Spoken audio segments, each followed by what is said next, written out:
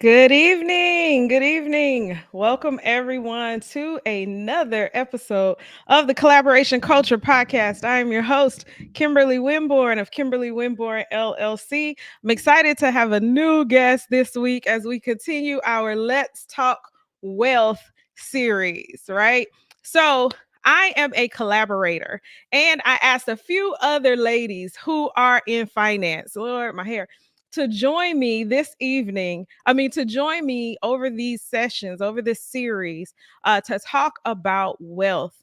And the reason I asked these ladies, I've had several gentlemen on, so I'm not biased when it comes to the ladies, when it comes to ladies versus gents in finance. But the reason I asked these ladies specifically is because a lot of women, single women, women who are raising families, women who are actually managing the finances, even in their marriages, do not have the knowledge and financial literacy, as well as the men, and they're actually managing the households oftentimes when it comes to the finances. Now, that's not across the board, but oftentimes that is the case. And so I wanted to bring women who are helping other women. That is their main demographic.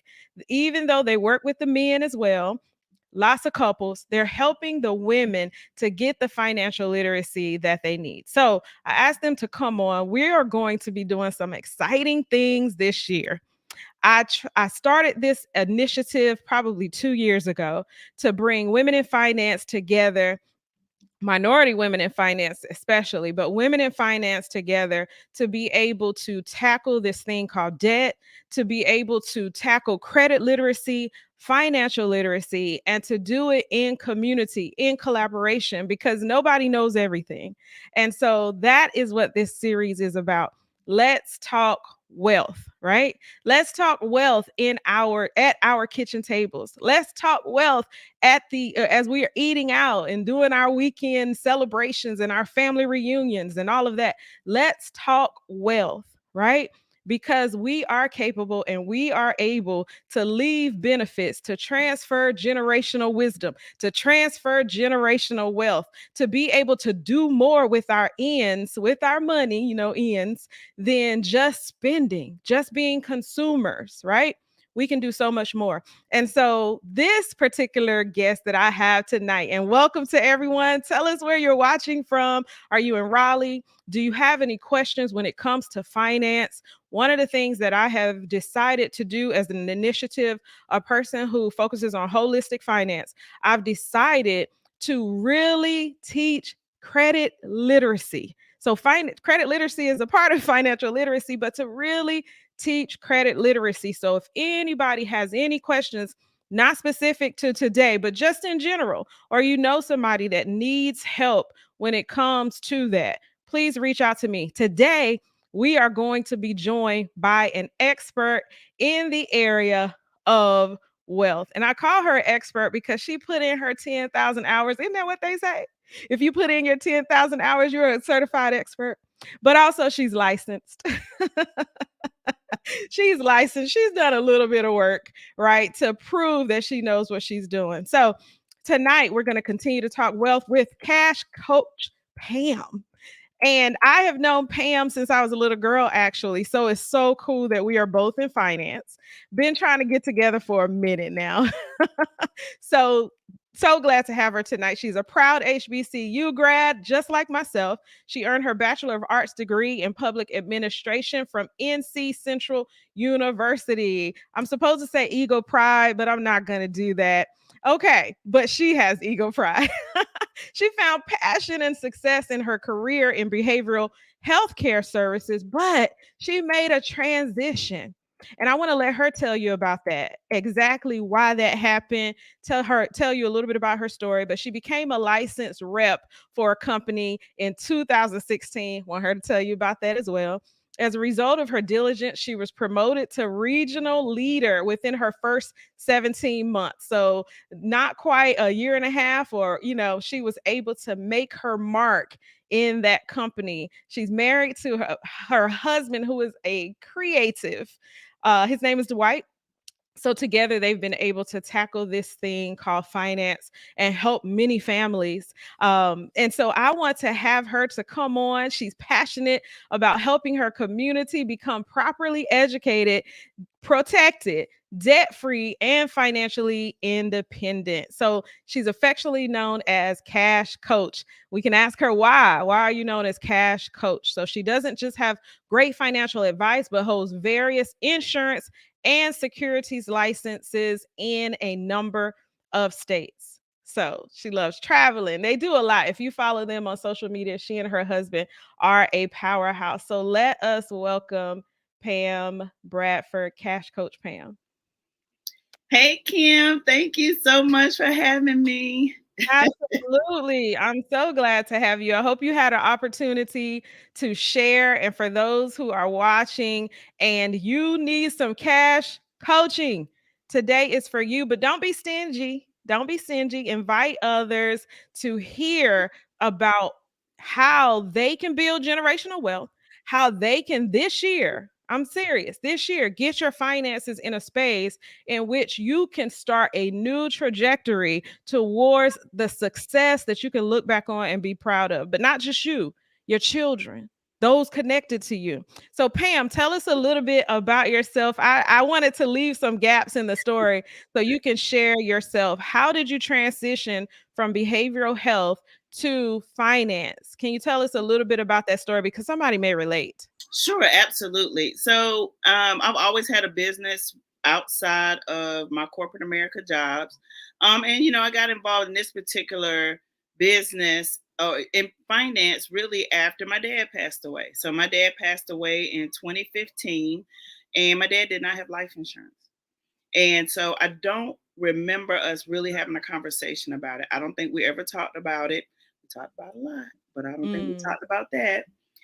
We did talk about education. We talked about college, and he definitely wanted my sister and I to get our PhD. But anyway, after my dad passed away, my husband and I had been married 5 years, and we had never had a conversation really about life insurance or investing. And so after my dad passed, I was approached by a lady. I was working part time in retail again because, money. And Mhm. she just asked me if I kept my options open to make extra income. And I said, absolutely. What you got? As long as I don't have to put on no orange jumpsuit, I'm down.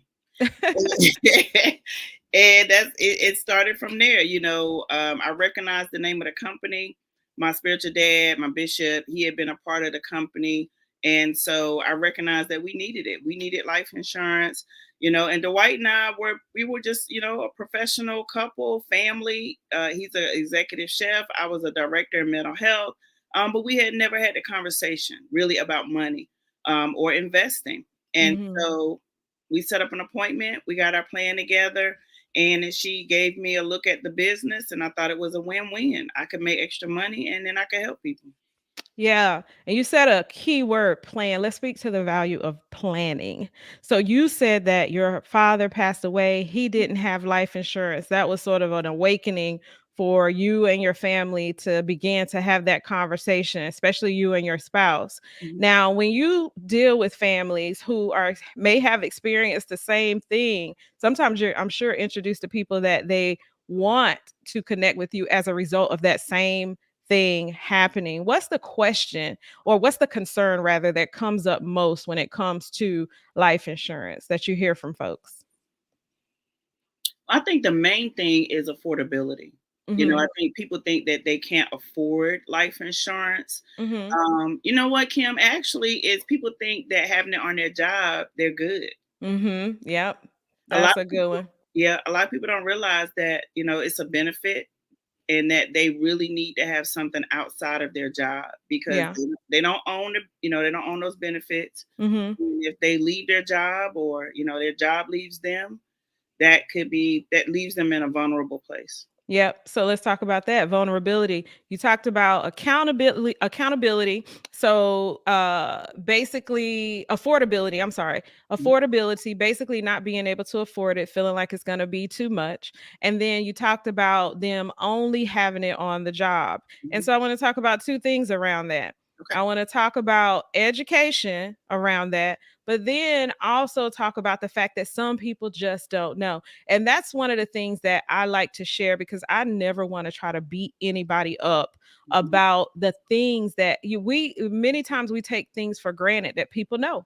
But a mhm, lot of times they do not know. And so what's one of the I think that for me, my experience, I've discovered that a lot of people do not know anything about their benefits on their job.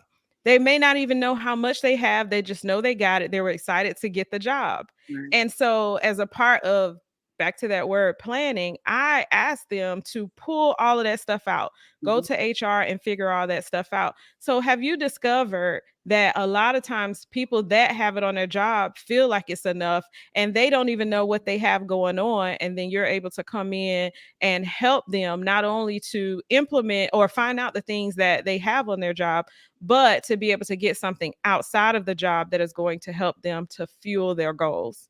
Yeah, And how do you do that?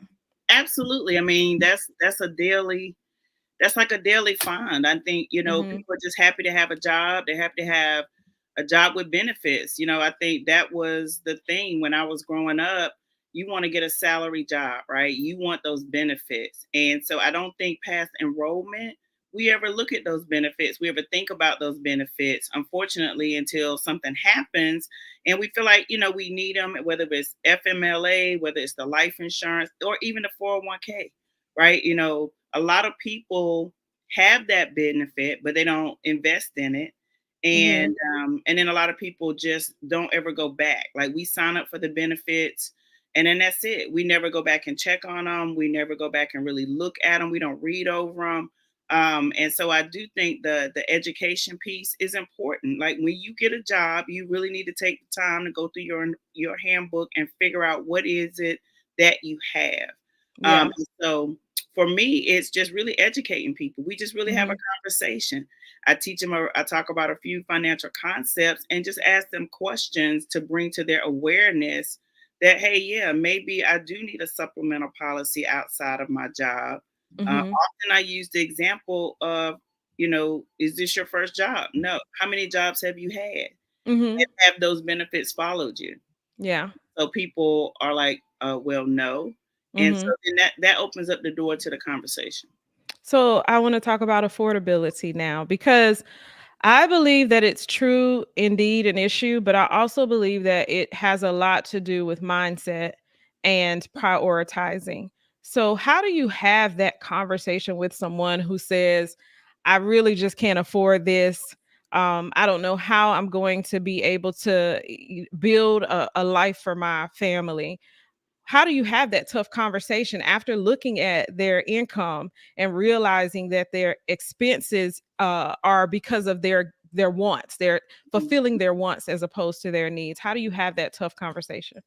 Well, I think just being honest and genuine and just saying, really, if it's tough now, how much tougher is it going to be for your family if that income is not coming in? Right.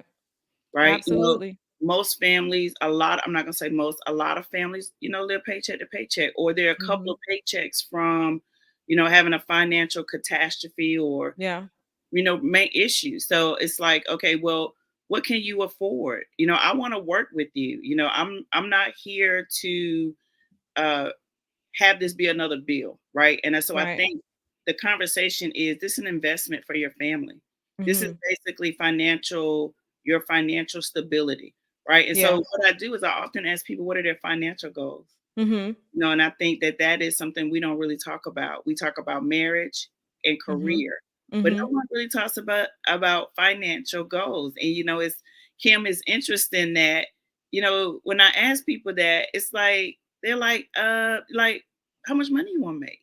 Like that was Mhm. the first thing. Like when I was getting it, when I was going to corporate America, my one of the first questions was, "What's the pay range?" Right. And so I think we just grow up not talking about money. Like you Mhm. said, let's have a conversation. Yeah. Let's Yeah. talk about it, right? And so I think it's just saying, okay, now if I could find a plan for you that was affordable, that fit your budget, is there any reason why you wouldn't want to make sure your family is covered? Mhm. And from there, we talk about what they can afford, and then we put a plan in place that works for their budget. Yeah. And I think that's such a key conversation. If you haven't gotten in the habit of sitting around the table with anyone to have that conversation, then it is elusive. It's sort of something like over your head. Mhm. So, backing in by having people to think through their goals and understanding that these products, this sort of information can help you to achieve your goals, I think is powerful. And that's one of the reasons why I love that holistic approach to finance, not just trying to sell something Mhm. to get somebody to be able to pad your pockets, which we all need to make money, of course. Absolutely. But if you have an agent or somebody who's I call myself a financial design strategist or finance coach because I'm also a certified financial education instructor. I don't want to just put somebody in a product without them understanding the power attached to that. A lot of times these young people, they don't want to talk about death, and not even young people, older people, nobody wants to think about death. So I Mhm. have them to think about life. What about life, whether it's your life and the things that you could do with these products, and or the life of those that you love whenever you will leave. So let's talk about that for a minute. Mhm. I know the product that you focus on is probably more so term Mhm. when it comes to insurance. But let's talk about how you got there. Because a lot of times when I talk to people, they don't understand permanent versus term, Mhm. and then all the other options under permanent. So, how did you get there to decide to work with this company when it comes specifically to the products? Well, I just like the philosophy. I think for Hmm. me, it made sense, right? When you're talking about middle income families, age 25 to 55, Hmm. uh, I want to make sure that not only are we covered, but that we're also building wealth, right? Building that Yeah. portfolio piece. And for me, the philosophy made sense. It made Hmm. sense as I studied, got licensed and studied just finance and in the industry to understand that, I could have a product where, if I pass away, then my family is covered, my income is replaced. And then if we have we coin it, if you live too long, or if you, continue to live, right, you need money.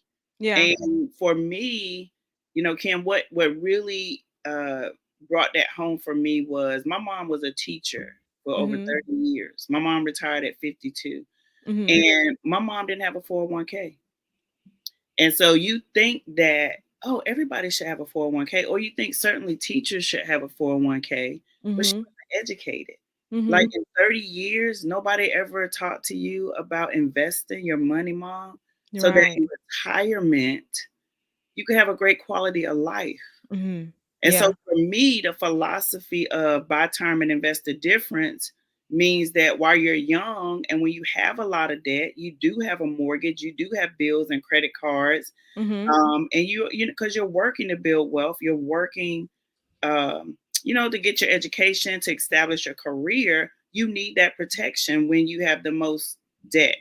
But Yeah. then as you grow and you pay off things, you're still gonna need money to live. My mom will be 80 this year, right? Hmm. So I said she's been retired since she was 52. She's been retired almost 30 years. Hmm. So that retirement is so key so that we can live and have the same quality of life we had when we were actively working.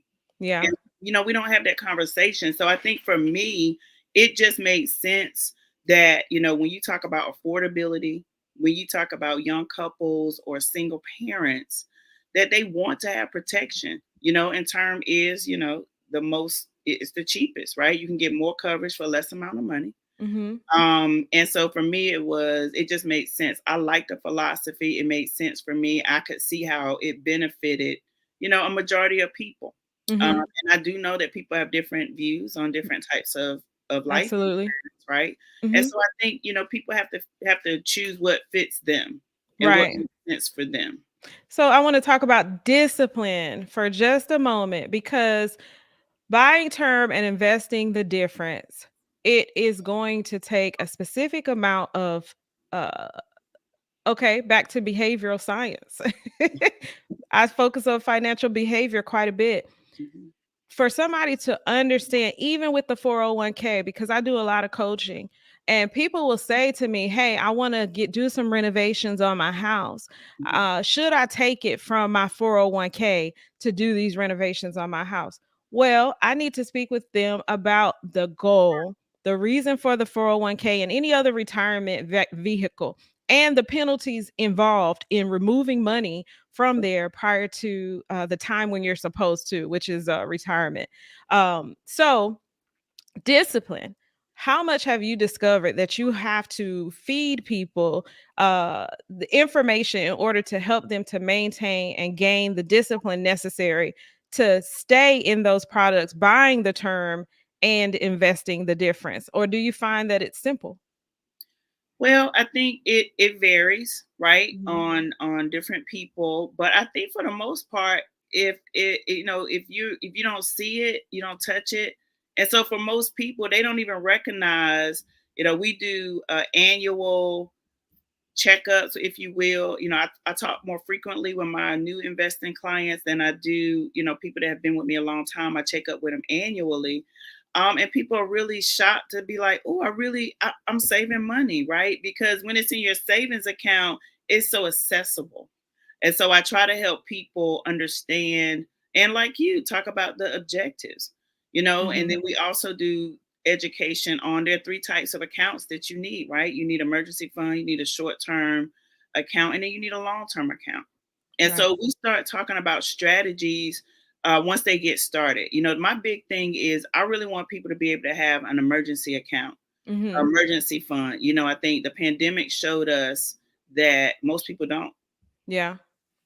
Um, Absolutely. and so for me, it's like, okay, let's do this when we establish this amount of money. And, usually it's 10,000 because that's just a nice number. Mhm. And so let's get a $10,000. And when we hit 10,000, we can move things around and you still keep going. So if God forbid you lose your job, you get sick. And I think people don't really think about that. You know what I mean? Like if you have a major health issue, what you gonna fall back on if you Right. lose the job? So for me, Mhm. it's really establishing the discipline in the emergency fund, right? Mhm. And once we get in a routine with that, Mhm. um, I talk to them like it's a game. Like, let's see how much money you can get before you touch it. And it was like that for me. Mhm. I can say I was not disciplined Mhm. with finances. I mean, to be totally transparent, I still work on it every day. Mhm. I work on making the decisions of, do I get this or do I wait? Right. Mhm. And so I think it's just having those conversations with people and delaying the gratification for a minute, right? For your Mhm. long term goals. Yeah. Now, do you think that people really think about transferring generational wealth? Like, do you think that people today really think about what I'm going to leave for those behind me, whether it's your own home or community? I do. I do. Mhm. And I do think that the pandemic really helped us Mhm. see that. I know as you grow up in the church, you hear that all the time, right? Mhm. You want to leave an inheritance for generations. Mhm. And so I Yeah. think now we are more aware of that and that we are really looking for ways to do that and how to accomplish that. Yeah. Yeah. I think so too. And I want to be able to provide answers. And as you said a moment ago, not everything is for everybody. And so that's why there are so many different products, so many different financial vehicles. But I want to talk about investments for a little while because you are able to sell variables. You're able to share that information. And for those who are entrepreneurs, I want to talk about their options because that is one of the main things that a lot of entrepreneurs are concerned about.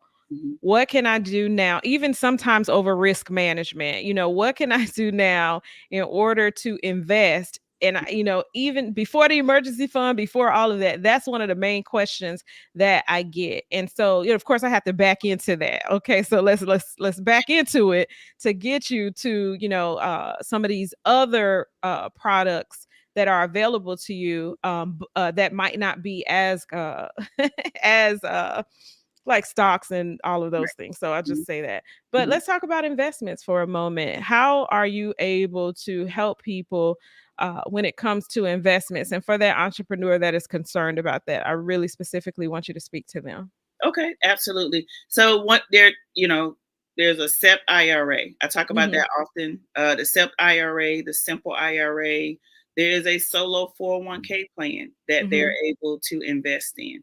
And I really do, I focus on small business owners a lot Mm-hmm. because, when we're entrepreneurs and we're grinding, we're building our business, we're putting money back into our business, we don't necessarily think about what it's going to look like in 20 or 30 years. Mm-hmm. And so that is the conversation that I have with them, like especially, um, in service based businesses where there's a lot of wear and tear on your body.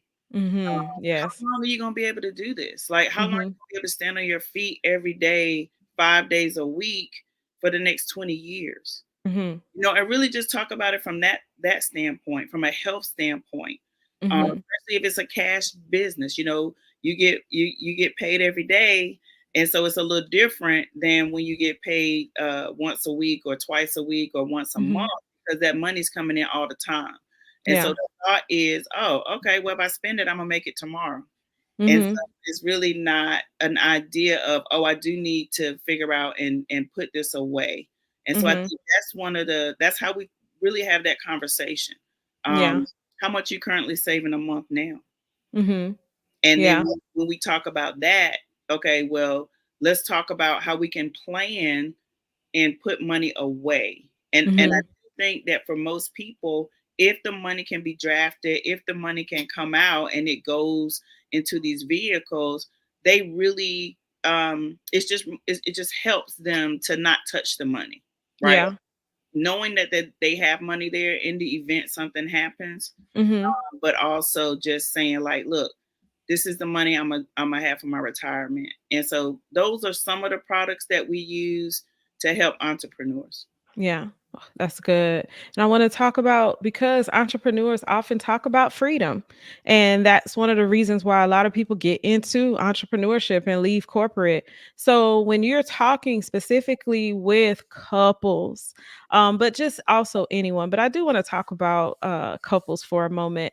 What is financial freedom? And do you ever run into where one version is different for, one person has one view of it versus another person? And how do you help them to get on the same page when it comes to being able to build and create wealth for their family? So, what is financial freedom to you? And then, what are you finding when it comes to couples that you're helping them to be able to define for themselves, and how to be able to do that as a couple? Okay, well, financial freedom for me is to be in a position where if I have a problem, it's not about money, Mm-hmm. and to be able to, you know, just be able to do and go when I want to, be able to help. You know what I mean? Be able to help my niece, my nephew, when you get a call, auntie, and you want to be able to do that because, even though my parents, I grew up, we grew up together. So, we grew up middle class, I would say. But it was still no. Can I have it? It was still no, right? And I'm thinking, well, everything is great.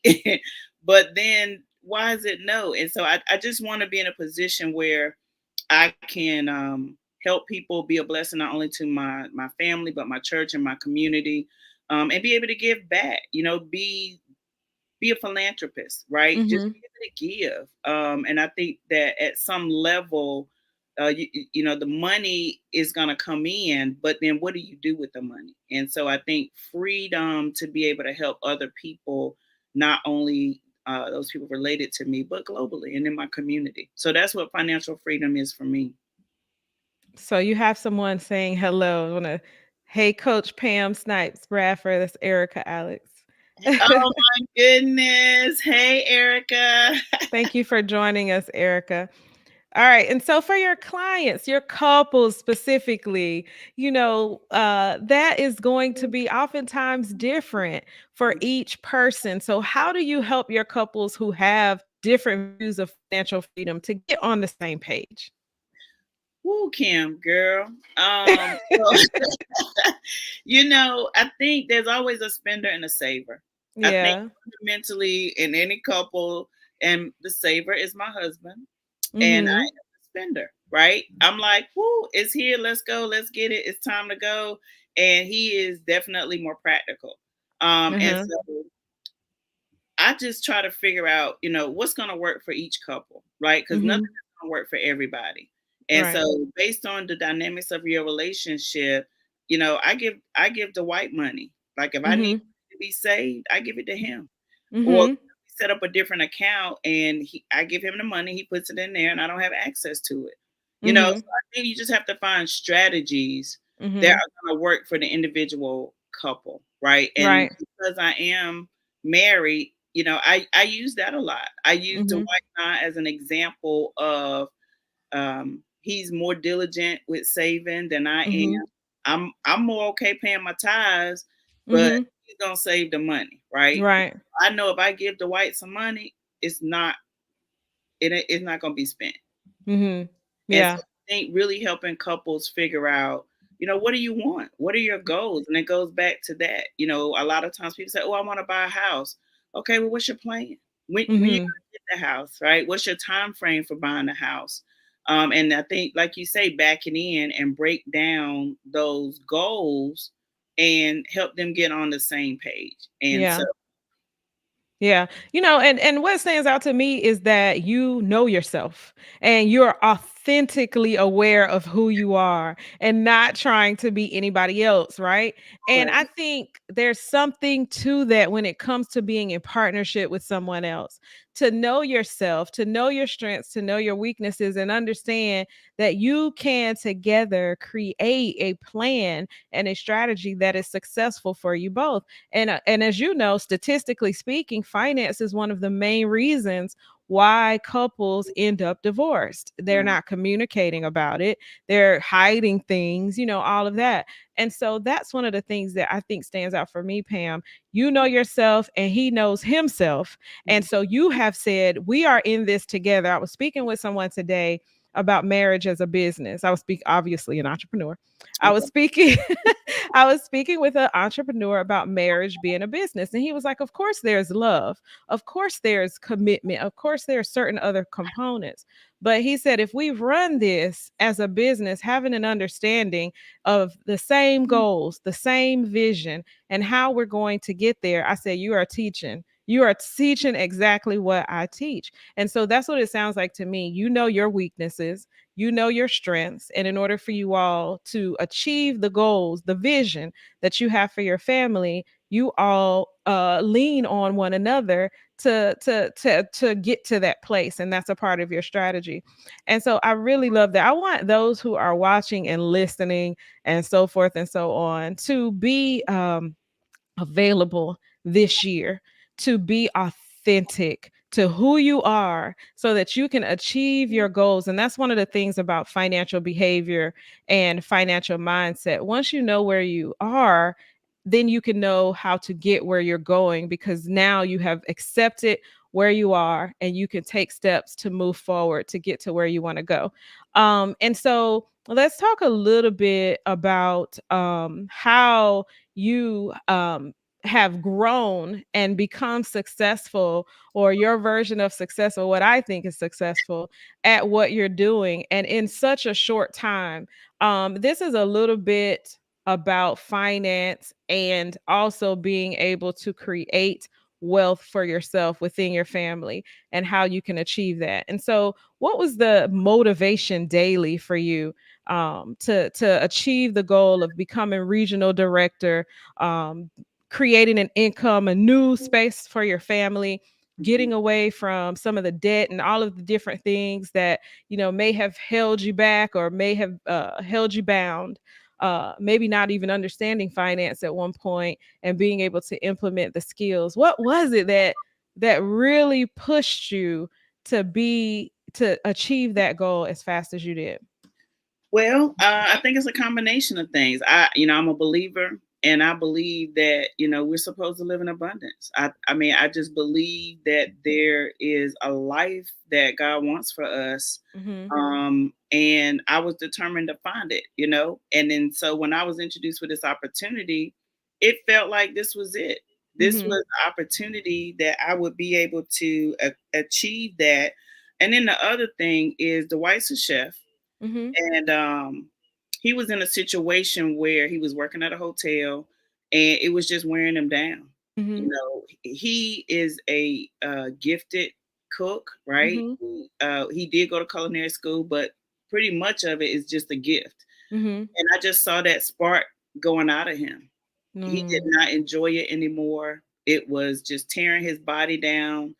And we had been in the business, and I saw other people saying, "Hey, if you become a regional vice president, you could have this life, uh, Mhm. and you could make this money, and you could do all these things." And I thought to myself, well, if I can become a regional vice president, I could get Dwight off of his job, right? Mm. Help him do what he Yeah. wants to do, which is cook or instruct or get a food, whatever he wants to do. So my motivation Nice. was that, I saw my husband who loved to cook. That is his therapy. That's his happy place. At mine too. Uh, Mhm. and so it was impeding on my it was impeding on my life that he Yeah. wasn't happy to cook no more. And Mhm. so that was really it. And so Mhm. I said, God, if I can become a regional vice president and I am able to run a business and build a business and I can retire my husband, that's it. That's what I want. Mhm. And so that Mhm. that was the driving force. And the second part of that is, my dad was an entrepreneur. He was a Mhm. visionary. And I just believe that he did not have the people around him that, really understood that. And I Yeah. just really believe that we're his legacy. Mhm. And to honor my dad, I was like, I'm gonna build this business and Mhm. I'm gonna just pick up where he left off. Mhm. And so those were the two factors. I guess the two men in my life Yeah. had they were the motivating factors of it. Mhm. And once I Yeah. understood what it meant, I want to help everybody have that kind of life. Yeah. Do you find that many people think about legacy? I think people like the idea of it, Mhm. but I think when it comes down to being disciplined, right, Mhm. enough to really make it happen, it's evolving. I think we're evolving. I think the more conversations we're having, I think the more we talk about it, Mhm. and really talking about it with the kids. I love the younger generation because they want it, right? They understand it, and then just really helping parents say, like I was in a place today, and this man was like, "I'm not leaving my kids nothing." I was like, "Seriously? Like, why we the only generation that got to start over from zero?" Mhm. Like, even if it's just a help, even it's just, something for college or something for a down payment on a house. Mhm. So I think people like the idea of the word, but I think we're still evolving really in the mindset of making it happen. That's very true. I agree with you. And when you talk about tips, so you were talking earlier about the emergency fund and having a savings. We talked a little bit about investments. What are some tips that you would give in collaboration or in combination with those things that you think are significant to a family that's trying to get on track financially in 2023? Start. Mhm. You just need to start, right? And I think a lot of times people think I need a certain amount of money. I need 5,000. I need 10,000. You know what we do? You can start with as little as $25 a month, right? Mhm. And so it doesn't sound like a lot, but I think just starting with that, open up a Roth IRA, understanding, my rule of 72, how long it's going to take for your money to compound. Mhm. But I think it's just starting. I think people feel like they have to have so much money before they start investing. Yeah. And then I think it needs to be a conversation with the kids, right? I think, Mhm. one of the things I've done with my niece and my nephew is, we started accounts for them, and Mhm. really teaching them the value of money, right? Mhm. The Yeah. value of investing and Mhm. spending your own money and not spending my money, right? Right. And, Yes, when we yes. talk about legacy, I think it Yeah. goes hand in hand. I'm a firm believer, again, there's a thing get you here, there's going to be a wealth transfer. We're in it. Mhm. It's absolutely happening, right? Baby boomers are retiring. 10,000 baby boomers retire every day. And so Mhm. I think the transfer is here, the wealth is here, but I think it's the knowledge that we lack. And if we don't get the knowledge and get the understanding, we will miss it because the Yeah. transfer is here. And so I think the education and knowledge Mhm. and having that conversation with our kids, I think, I'm gonna just do a shout out to my sister. She does a great job with that. She does a Mhm. great job with having them think about, okay, well, I'm gonna give it to you now, Mhm. but you're gonna have to make a decision. You're gonna have to make a choice. Yeah. And then we talk about it. I didn't even Leary goes to this mentoring thing, and he came home one day. He was like, "Yeah, they were talking about the rule of 72." I was like, "What?" And he Nice. was like, "Yeah, I know all about it, Auntie. You talk about it all the time, so I know the rule of 72." And I was like, "For real?" And Yeah. that just blessed me. I was just really excited because Yeah. to add to a conversation with his peers about something I had no idea at 13. I didn't About know about a rule of yeah. 70 at 13. And so Absolutely. that makes me happy. That is what I want. I want for us to be able to talk to our kids. I got him a the green, I think it's the Greenfield debit card or something like that, so that Mhm. he can start now, Kim. I think it's so important that we talk to our kids. They're not my bio, they're my niece and my nephew. We're Yeah. talking to them now about Mhm. money and having a good relationship with money. You talked about the behavior, but what is Mhm. your attitude toward money? Yeah. Yeah. I, Yeah, and and that's I so think that's key. important. Mhm. Yeah. And I think it's important for more families, more parents, more aunts and uncles, teachers, everybody to educate our youth. It's one of the reasons why I believe that as soon as they can read, that they should be reading books on finance, or books that include financial principles. It could be fun stories or whatever it is, but they should do that. Um, so, as we wrap up, I want to talk about some principles and what these principles mean to you when you hear them. Mhm. You already mentioned one, delay gratification. So, the four principles that I teach in my win shops, because I don't say workshops because we're going to win. We're winning out here. Okay. So in my win shops, we talk about delay gratification, which you already discussed, long-term vision, Mhm. the power of compounding, which you focused on a little bit. And I like to talk about how it can serve you and how it can work against you. Whatever Mhm. you do is going to compound. And then Mhm. also giving and good stewardship. So, what do all four of those mean when you hear them? Well, definitely delayed gratification is, the discipline. I think that's just discipline, Kim. I think Hmm. that we, have not really had for a long time, and when we get it, we want it now. Hmm. And I think that's continued the work that we need to work on, to definitely be able to, um, just not want it right now, not be impulsive, to be able to say, okay, if I make this decision now, how is that going to affect me in the long run? And Mhm. that's something that I had to really learn. At 50, I'll be 52 this year. So at some it was just like, oh my God, when I got into this business, it just helped me so much understanding that it's not that you're not gonna get it, it's that these things are priority and you need to do these things first. Mhm. And then Kim, I'm 51, so you're gonna have to tell me those other three. What was the other three? Long-term vision is the second long one. long term vision. Mhm.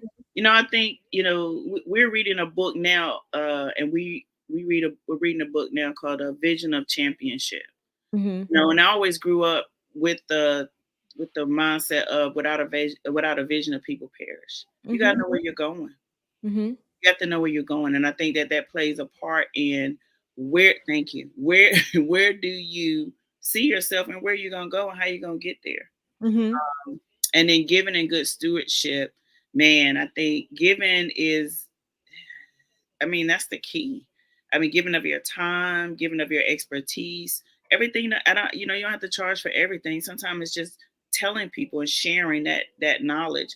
And I think good stewardship is knowing that we don't own anything, right? We're Mhm. stewards. God gave us stewardship over everything, and making sure that we do everything that we can to be able to be in good order with that. Mhm. And then the power of compounding, compound interest, right? And so I think a lot of people know about it on the debt side. They don't know what it's called, but if you explain it to them on the credit card side and the loan side, but then explain it on how this can help you. Mhm. It's the Yeah. same, it's the same principle. One is going to get you in debt, right? Mhm. You're out there using credit cards or maxing out things, and it's going to compound if you don't really pay it. Right. However, your money can compound too. So if you Mhm. put your money in the right place, in the right interest rate, and leave it, your money's going to compound. Absolutely. Absolutely. So thank you for providing and adding value to that. And so anything that you want to share or want us to know, please have take the floor now to do that. Well, I'm just appreciative of the opportunity. I think, we just definitely need to have more conversations and be okay talking about it, right? Mhm. We talk about a lot of things, and I think we should be comfortable talking about money. Yes. It's the answer to all things, Mhm. and we all need it. And so, one of the things for me is people are always saying, well, I want to get the bag, I want to secure the bag. Well, securing the bag doesn't just mean making the money, it means keeping the money. So, what is your net worth? Right? Mhm. Your net worth is how much do you have after you pay all your bills? And I Yeah. think if we start having that conversation more over than just getting the bag, I want you to keep it.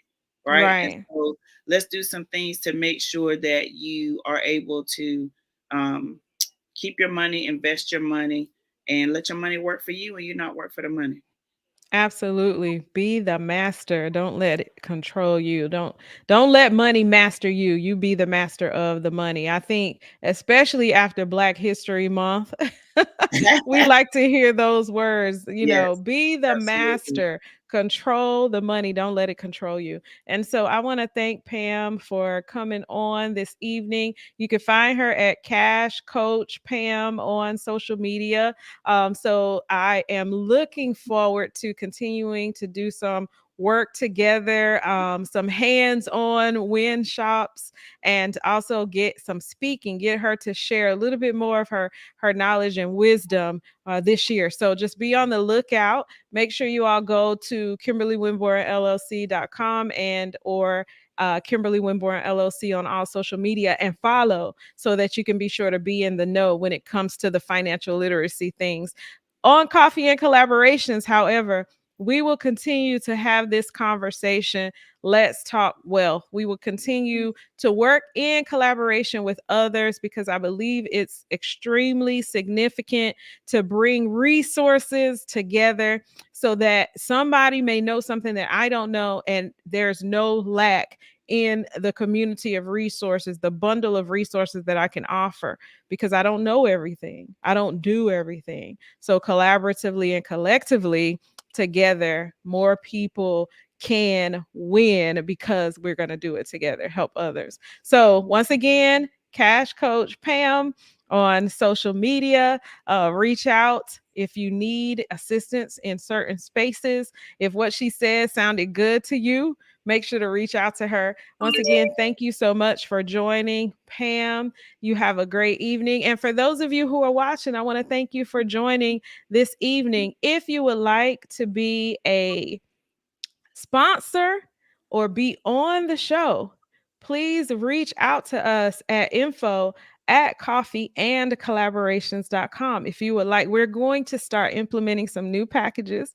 So we'll add commercials again, we'll add promotional opportunities again. And so just be on the lookout and or reach out to us at info@coffeeandcollaborations.com. We have a TV show, we have 2 podcasts, and a magazine on the way, as well as other things. So if we can be a platform to share what you have going on, let us know.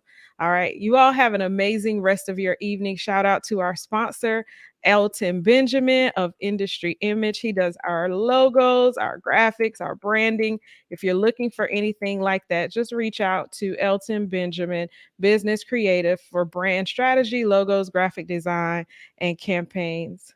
All right. Thank you all for joining once again. And thank you to our guest, Cash Coach Pam, for all that you do, not just joining me this evening, but for all that you do to help and support families.